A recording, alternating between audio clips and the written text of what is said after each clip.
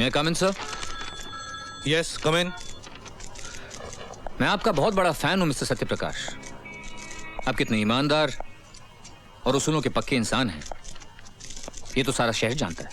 जबकि आपको तो सारा हिंदुस्तान जानता है मिस्टर रवि वर्मा। मतलब की बात कीजिए। ये आपकी सफागोई भी बहुत मशहूर है। चलिए मतलब की बात करते हैं। मैं मेट्रोपोलिस मिल के मालिक की तरफ से आया हूं, जिस मिल को आपने सील कर दिया है। मिल तो जला दी गई है और मैंने जमीन पर कब्जा ले लिया है। उस जमीन पर मेरे क्लाइंट होटल बनाना चाहते हैं, जिसकी परमिशन मैं आपसे लेने आया हूं। होटल की इमारत तो दूर की बात मिस्टर रवि वर्मा, मगर उस जमीन पर मैं आपको एक ईंट तक रखने नहीं दूंगा।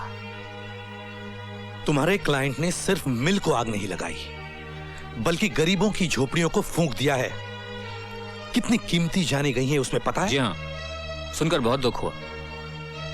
लेकिन मेरे क्लाइंट हर मरने वाले की फैमिली को 50,000 रुपए देने के लिए तैयार है। 50,000। ओह, वाह, कितना दुर्भाग्य है मेरे देश का कि यहां 50 रुपये देकर कोई वोट खरीद लेता है, 5,000 देकर दंगे करवा सकता है, 25,000 देकर किसी का खून करवा सकता है, और अब 50,000 देकर गरीबों का मुंह बंद करवाना चाहता है। लेकिन याद रखो, मैं ये होने नहीं दूंगा। ये मुंह अदालत में चिल्ला चिल्ला कर कहेंगे कि उनके घरों को फूंक देने वाले, उनके अपनों की हत्या करने वाले आपकी मिल के मालिक है। आपकी बात बहुत लंबी खींच रहे हैं मिस्टर सत्यप्रकाश। अपनी कीमत बोलिए। ठीक सुना है आपने, अपनी कीमत बोलिए। अभी आपने कहा कि मैं बहुत ईमानदार हूं, और अभी आप मुझे रिश्वत देना चाहते हैं। ये ईमानदारी भी बड़ी अजीब चीज होती है मिस्टर सत्यप्रकाश। एक आदमी 10,000 को ठोकर मारकर अपनी ईमानदारी बचा लेता है, लेकिन अगर वो 10,000 10 लाख में बन जाते हैं तो वो सोच में पड़ जाता है। और अगर करोड़ मिलता है तो कहता है चलो फिलहाल ले ही लेते हैं। मंदिर में 501 रुपए का प्रसाद चढ़ाकर माफी मांग लेंगे और आइंदा से ईमानदार रहेंगे। तो आप बताइए, आप कितने का प्रसाद चढ़ाना चाहेंगे? Yes sir. क्योंकि आप एक वकील हैं, मैं आपको रिश्वत देने के जुर्म में जेल नहीं भिजवा सकता। इन्हें धक्के मारकर बाहर निकाल देना। Get out. मिस्टर सत्यप्रकाश, चूंकि मैं एक वकील हूं, राय देने की फीस लेता हूं, मगर आपको मैं एक राय मुफ्त में देकर जा रहा हूं। दरिया के बहाव के खिलाफ तैरने की हिमाकत मत कीजिए। थक जाओगे, डूब जाओगे, बह जाओगे। Have a nice day sir.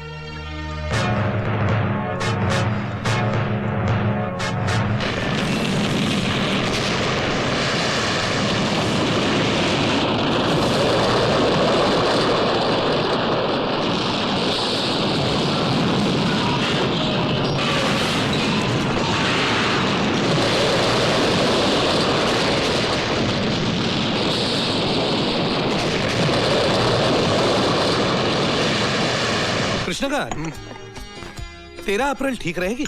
जैसा आप ठीक समझे भाई साहब। तब तक तो हमारा करण भी आ जाएगा छुट्टियों पर। हाँ। अच्छा कृष्णकांत, ये शगुन संभाल लो। आज से हमारी बेटी तुम्हारी हो गई और तुम्हारा बेटा हमारा। अरे ये विनय कैसे नहीं आया अब तक? ये लो, विनय भी आ गया। आओ बेटा विनय, आओ। मैं आपको गिरफ्तार करने आया हूँ सर। विनय, बड़ों से इस तरह मजाक नहीं करते बेटे। काश ये मजाक होता माँ, लेकिन इन पर किसी पुरुषोत्तम जालान से रिश्वत लेने का इल्जाम है, और बदकिस्मती से इन्हें गिरफ्तार करने की जिम्मेदारी मुझ पर सौंपी गई है। जबकि आप ये अच्छी तरह से जानते हैं कि मेरे बाबूजी जैसे ईमानदार इंसान ढूंढने से भी नहीं मिलेंगे। चलिए सर, मेरे पास आपकी गिरफ्तारी का वारंट है। चलिए, ऐसा जुल्म मत करना बेटे। ये तुम्हारे ससुर हैं, तुम्हारे पिता समान हैं। मैं तुम्हारी माँ जैसी हूँ, फिर भी तुम्हारे हाथ जोड़ती हूँ, तुम्हारे पाँव पड़ती हूँ। देखिए, आप मेरा काम और मुश्किल मत कीजिए माँ जी। चलिए सर प्लीज। अरे अरे ये कैसा फर्ज है तुम्हारा जो सही और गलत में फर्क नहीं देख सकता। मत कर ये पाप बेटा, मत कर ये पाप। अगर इन पे बदनामी का दाग लगेगा तो ये 2 पल भी नहीं जी पाएंगे। बस करो सुशीला, मुझसे ईमानदारी की कीमत मांगी जा रही है तो मुझे चुकाने दो, लेकिन तुम अपने आंसू मत चुकाना। हो सकता है बाद में तुम्हें इनकी जरूरत पड़े। चलिए इंस्पेक्टर विनय। बस करो। एक्सक्यूज मी इंस्पेक्टर, क्या मैं इनसे 2 मिनट बात कर सकता हूं? All right.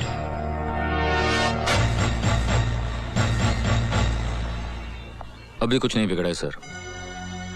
आप मिल में लगी हुई आग की जांच रोक दीजिए, मैं आप पे लगे सारे इल्जाम हटा दूंगा। बड़ी हिम्मत है तुझ में लड़के। मैंने सुना था झूठ के पांव नहीं होते, उसे सच के सहारे चलना होता है। ये सब किताबी बातें हैं सर, और जिंदगी कोई किताब नहीं। मेरी राय मानिए, मैं आपके बेटे जैसा हूं। मेरे बेटे जैसा है तू? अरे डूब मरता मैं अगर मेरा बेटा तुम्हारी जैसे होता। तुम्हारा ना कोई धर्म ना कोई ईमान, पैसों की खातिर खुद की आत्मा तक को बेच चुके हो तुम। नहीं नहीं, मेरा बेटा तुम्हारे जैसा नहीं है, नहीं है मेरा बेटा ऐसा।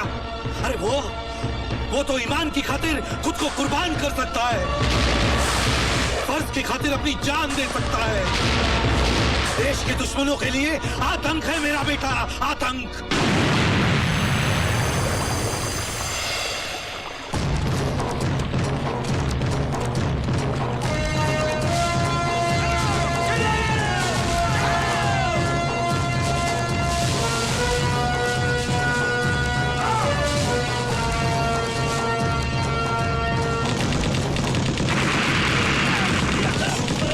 हबीबुल्लाह और उनके आतंकवादी गिरोह पे घेराव कर लिया है। Captain Karan is command sir, out and Roger.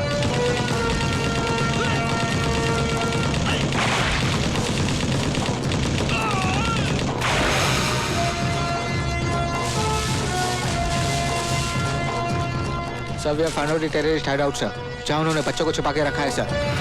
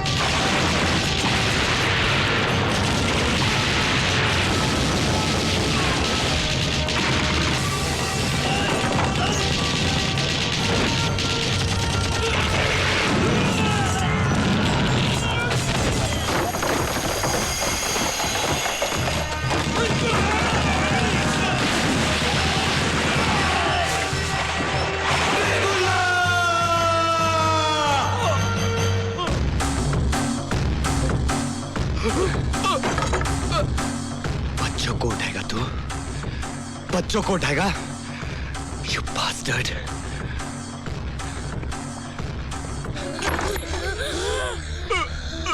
देख, उनकी आंखों में छिपे हुए खौफ को देख।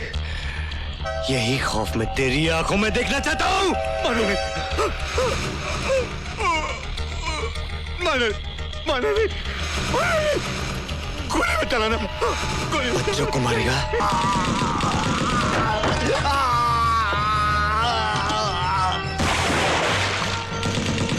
करण, control yourself, Karan, control. He is dead. I know he is dead. मैंने कभी कोई रिश्वत नहीं ली, मेरी बात समझने की कोशिश कीजिए। मेट्रोपोलिस मिल में लगी आग की जांच करने से मुझे रोकने के लिए मिस्टर सिंघाल और मिस्टर नटवर सक्सेरिया वगैरह ने मुझे रिश्वत देनी चाहिए थी। चूंकि मैंने वो रिश्वत नहीं ली, इन लोगों ने। रहे हैं मिस्टर सत्यप्रकाश, ये मुकदमा आप पर उनसे रिश्वत ना लेने के लिए नहीं, मगर इनसे रिश्वत लेने के लिए चलाया जा रहा है। मिलॉर्ड, जिन सिंघाल और सक्सेरिया की ये बात कर रहे हैं, उनका इस मुकदमे से कोई ताल्लुक नहीं।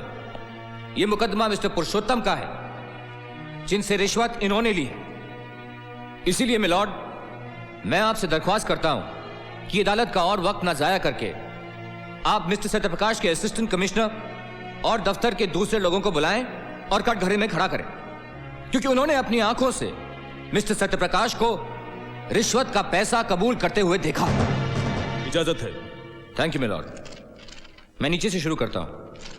सबसे पहले मिस्टर सत्यप्रकाश का अपना भरोसेमंद पियन रामपाल सिंह। रामपाल सिंह हाजिर हो। अब मैं क्या बोलूं जज साहब, छोटा मुंह बड़ी बात। इन्होंने मेरी आंखों के सामने ही रिश्वत ली थी।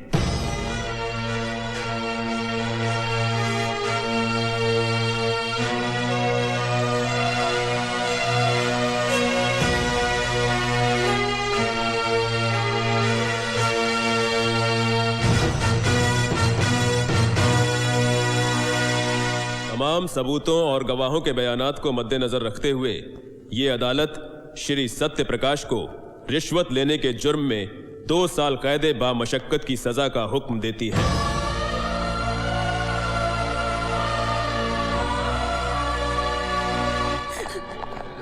आप फिक्र मत करना जी, मैंने करण को बुला लिया है। हम लोग हाई कोर्ट में अपील करेंगे। आप बिल्कुल चिंता मत करना जी।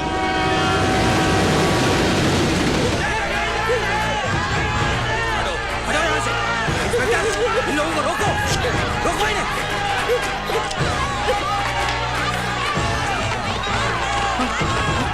चलिए बाबूजी, जल्दी कीजिए, चलिए।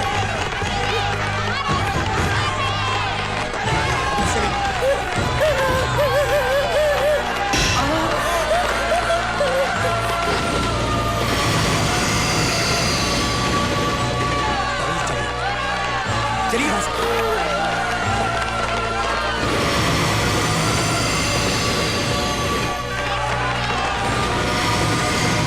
कमाल कर दिया। उसकी लाठी में आवाज नहीं होती वकील, उससे डर। देवता जैसे मेरे पति पर पत्थर फेंकने वाले ये हाथ, ये इन लोगों की नहीं है, ये तो तेरे हाथ है, तेरे।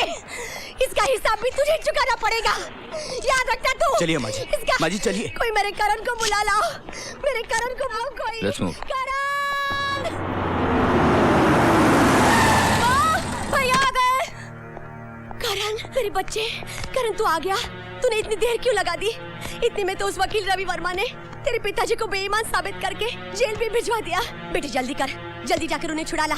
जा जा छुड़ा ला, कहीं ऐसा ना हो कि बहुत देर हो जाए। अब तक न जाने क्या हाल हो गया होगा।